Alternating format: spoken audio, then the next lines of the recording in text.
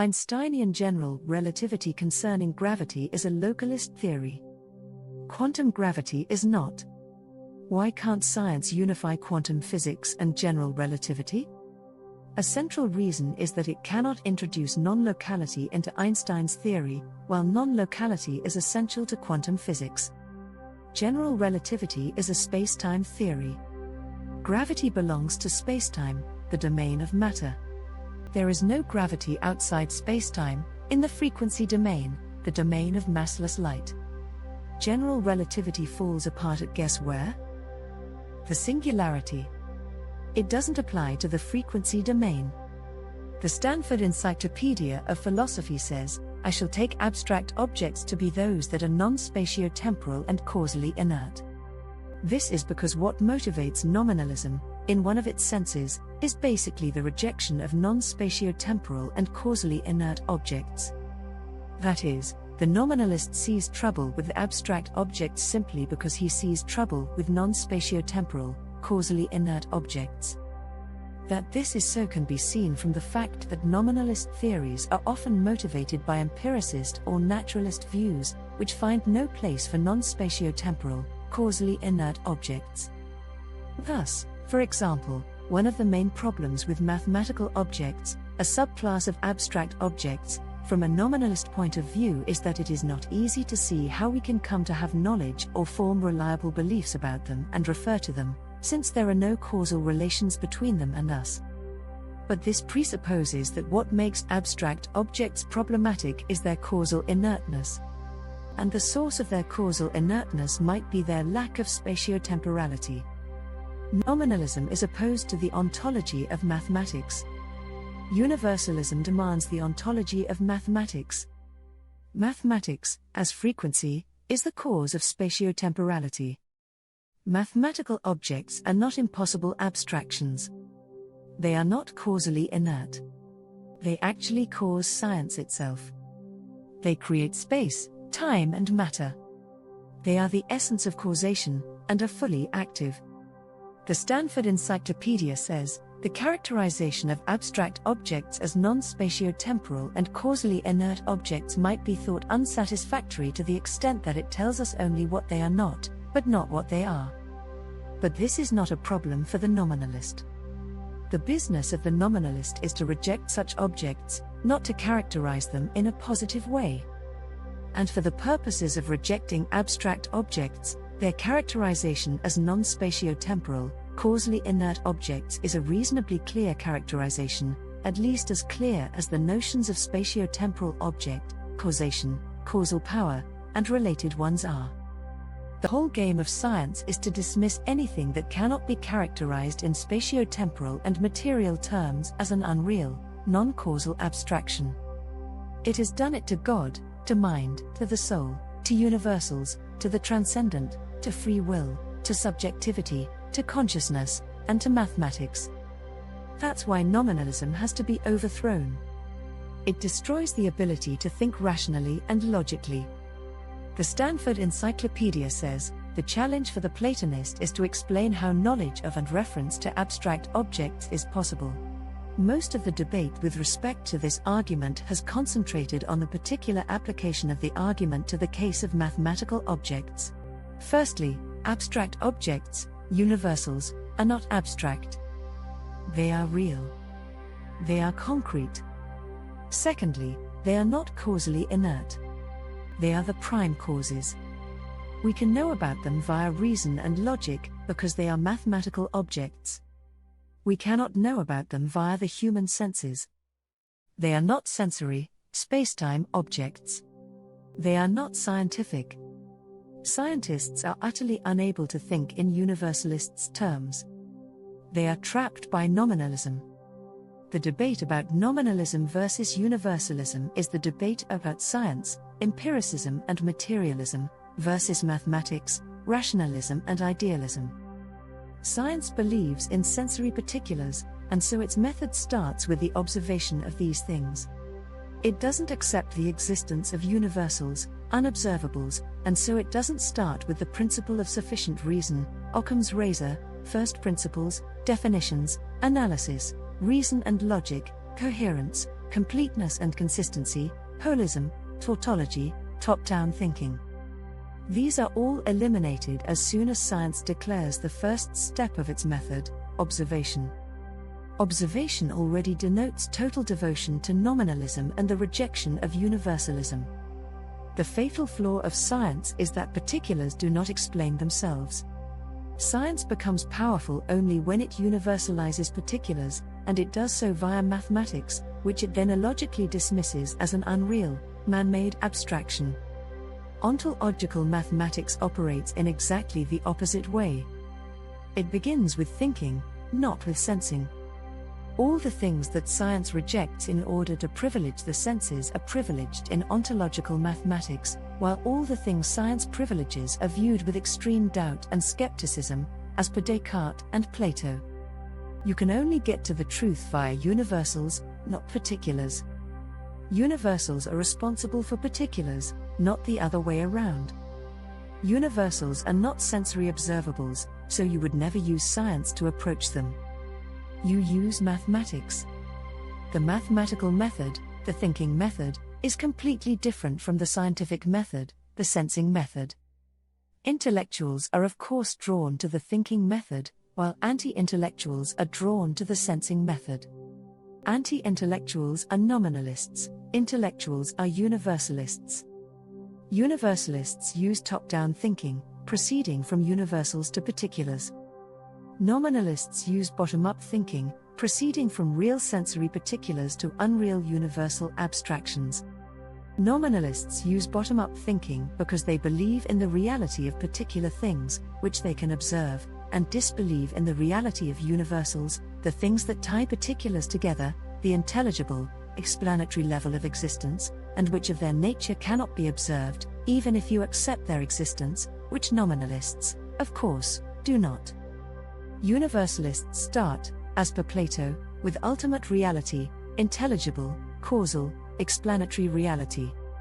They are therefore top-down thinkers, who work their way down to particulars, not up from particulars. These are two totally different, indeed opposite, ways of thinking. The extraordinary thing is that science has never refuted universalism, and never could, and is in fact reliant on mathematical universalism, yet operates as if nominalism is the unconditional, incontestable truth. No one in science ever thinks about any of this. Scientists are people of absolute faith. Ontological mathematics is the antidote to science. Ontological mathematics is the intelligible, explanatory, universalist subject par excellence. It's Platonism converted into pure mathematics. Aristotle was much more bottom-up, empirical and particular than Plato, but, like Plato, he acknowledged the need for real universals, forms, to explain particulars. Science sees no need to have real universals to make sense of real particulars. Instead, it relies on unreal mathematical universals to explain particulars. This makes no sense at all, but since science rejects philosophy, it never subjects itself to any intellectual self-scrutiny. Science is a pragmatic subject, and its method is based on the observation of particular things.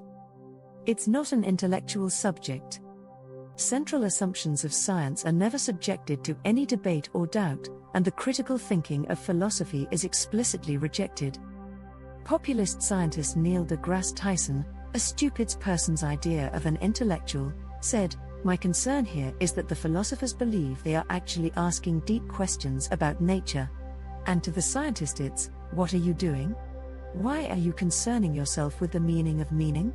Philosophy can really mess you up." I always felt there was a little too much question asking in philosophy, of science. Scientists see no value in asking deep questions, or indeed many questions at all. As a matter of practicality, leaving meaning, intelligibility, and explanation out of things, science can operate as if sensory particulars are real and the mathematical universals that make sense of them are unreal. That's exactly how it does operate, and this is regarded as highly successful. There's no scientist on Earth, literally not one, who asks, how can we claim to be addressing reality when our theories all rest on mathematics, which we say is unreal? That question is obviously beyond the IQ of 100% of scientists. Seriously, it is not of interest to any scientists. It doesn't detain them for a moment. To them, it's like concerning themselves with the meaning of meaning. For them, it's crystal clear that sensory particulars are real and nothing else is. Everything is matter, and everything is sensory. There are no universals. There is no mind. There is no God. There is no free will. There is no consciousness. There is no subjectivity. There is no meaning. There is no purpose. There is nothing unobservable. Mathematics is in fact the biggest problem science has. How does science account for the fact that mathematics is a thing at all, and why is science wholly dependent on mathematics? Science is a subject about sensory particulars, but such things are unintelligible. Intelligibility is supplied by universals, and indeed finally by just one universal, the God universal, so to speak. Following the likes of Plato and Aristotle, you must accept universals as real if you are in the game of explaining reality. Science isn't. Science doesn't accept universals as real, and nor does it say how science can explain anything if universals are unreal, given that sensory particulars do not and cannot explain themselves. Science cannot avoid universals, they are literally inescapable in any intelligible system, but what it can do, and does, is deny that they are real, which is why mathematics, science's vehicle of universalization, is ubiquitous in science and yet deemed an unreal abstraction. To acknowledge the reality of mathematical universals would destroy the whole basis on which science is conducted. The great war is between science, the standard bearer of particulars, and mathematics, the standard bearer of universals. Only mathematics is intelligible and explanatory. That's why science cannot do without mathematics. Ontological mathematics is the subject that finally clears up this mess. It eliminates science. Science is dismissed as an unreal man-made abstraction and fallacy, the product of the false human ideology of materialism and empiricism, of the primacy of the limited, fallible, unreliable, delusional human senses. Ontological mathematics uses universals to explain all particulars. Particulars are impossible without the underlying universals and can have no meaning or existence without them. Universals are real, and that's why particulars are real, because they are made from universals. There is no insane claim in ontological mathematics that particulars are real but the universals which explain them are not, as science, full of anti-intellectuals and haters of philosophy, chooses to perversely believe. The reign of error of science must be ended. We need the smartest people, the universalists, in charge of humanity's future, not the dumb sensory particularists of science. Why is science wholly unable to address every big question: meaning, purpose, mind, life, God, the afterlife, the soul, reincarnation, subjectivity, the unconscious, consciousness, free will, the source, the noumenal, the eternal and necessary, the point of it all, the reason for it all, the explanation for it all? It's because these all concern universals, and the number one rule of science is that universals do not exist. Never forget step 1 of the scientific method: observe. You cannot observe universals. You can only approach them via reason and logic, both of which are rejected by science since they are not observables, hence are excluded by the scientific method. Why can't science unify its best theories? Why can't it create a final theory? It's because only universals deliver unity and finality, and science rejects universals. Science is stuck forever with incompatible particular theories. It is unable to arrive at a universal theory because as a matter of religious faith it rejects universalism. It will never assign an ontology to unobservable universals. That's why science will never reach an end. It is not equipped to have an end. It has no teleology, which is a universalist concept. It has no first cause and no final cause. All of the great ideas of classical philosophy concern universals. Science totally rejects universals, and so now does modern philosophy, which is why it is monumentally dumb. Today's particularist philosophers are nothing like the genius universalists of the past. Philosophy has become a comedy subject because it has tied itself to scientific particularism. That's why postmodernism exists. It rejects the objective and absolute, it rejects the truth. That's inevitable once universals, the anchors of existence, have been removed. Einstein's special theory of relativity is a particularist theory of reality that does away with the universalist ether. Science's version of quantum mechanics, full of randomness and probabilism, abolishes objective, causal reality. Einstein, hardly a defender of universals, attacked quantum mechanics for its statistical, indeterministic character. He believed that hidden variables would restore determinism. The hidden variables are of course the universals. They are analytic sinusoids. They are not observables, but they are ontological and determine the whole of quantum mechanics. They are non-local and dimensionless. They are mental, not material. They are why quantum mechanics is all about wave functions. Mind goes with unobservable universals. Matter goes with observable particulars.